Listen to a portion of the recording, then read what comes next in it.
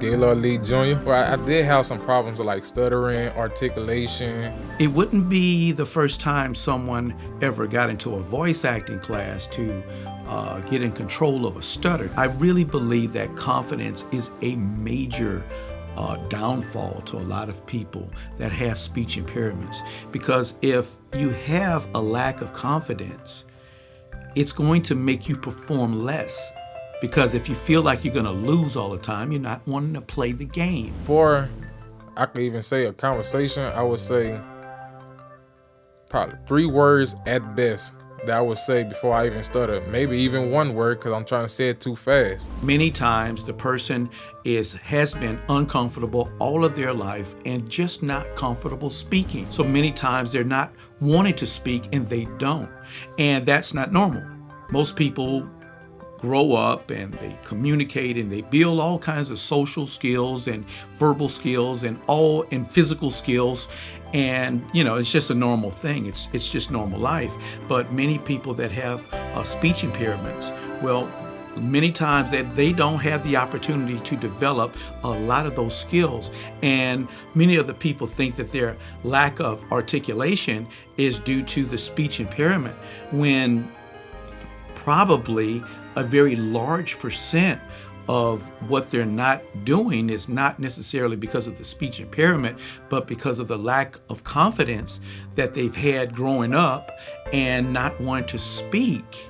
I found out that my emotion plays a huge part into my stuttering, due to the fact if I'm happy and I'm trying to get the energy to come out, but I can't, I will stutter because of it. Or if I'm scared or nervous, I just want to shut up. We really develop a lot of people's skills that they just didn't pick up due to other obstacles that prevented them from wanting to just be able to organically develop their verbal skills. At the end of the day, what basically happened was, on his first actual class, I actually had him to write a script so that he can connect with that script. I wanted him to connect with the script. And then I had him to start performing the script.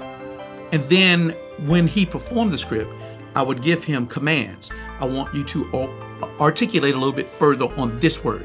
I want you to raise your decibel volume level a little bit on the end of that word. I want you to breathe, not where you breathe between this word, that word, but I want you to breathe on this word, and then enunciate and really give a more of a more feeling on this particular phrase. He gave me so many commands that my brain didn't wrap itself around to try to put stuttering into it. We hit record. He started, and as I was giving him those commands, he wasn't stuttering.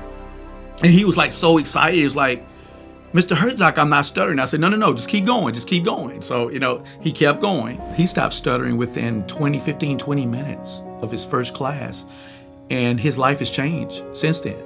I mean, dramatically. It's been stuttering. He was stuttering like a severe stutter, severely. It used to be me saying Walmart instead of just Walmart. Or I can even say one of my friends named Matthew, I would say Matthew instead of just plainly saying Matthew.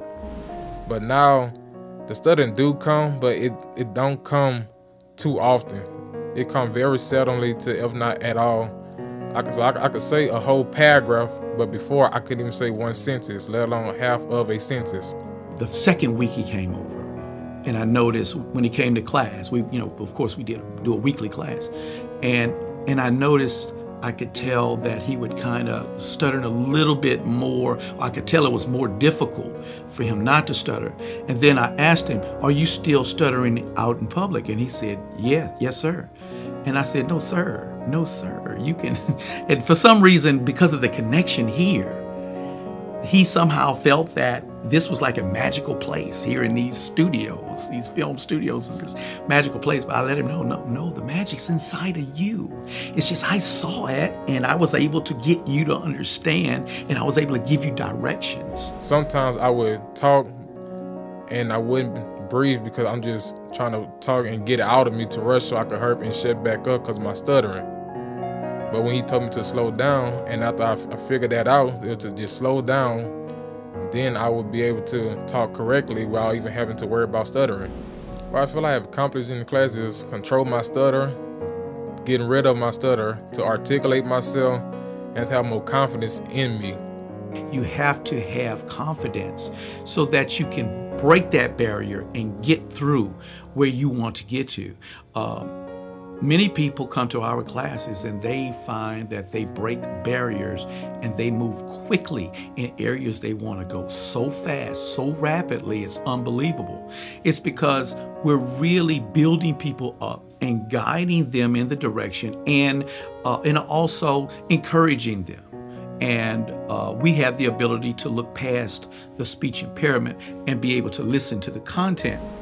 The exposure for me just being or meeting Brian sometimes 2 times a week or even just 1 time a week from September to now, it plays a big part on me because I kind of see there's a different side to life. Like, you don't need to be talented to do it due to the fact you could work your way up and even be better than a person that is talented or the person that is gifted. It's something about connecting with people. It's something about knowing who they are and helping them to know who they are.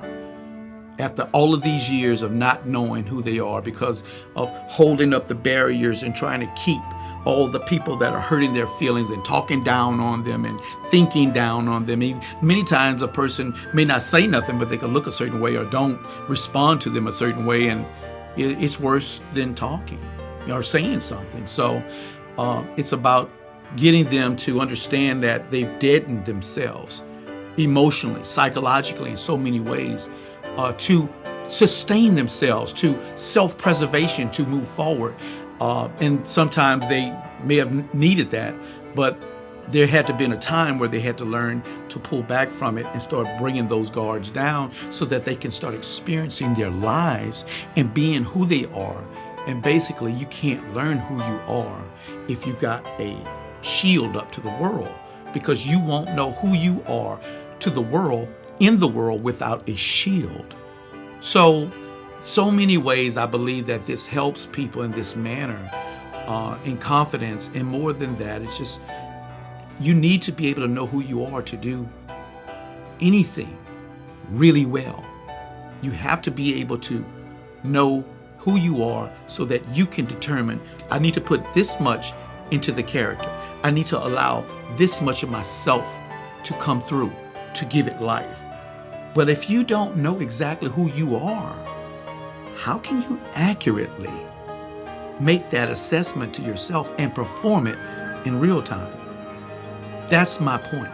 And that's what I get people to understand so they can let go and just start back feeling again. And instead of walking around dead, numb, allow yourself to start feeling again and start experiencing your life. My name is Gaylord Lee, and I'm a voice actor at Celtic Studios.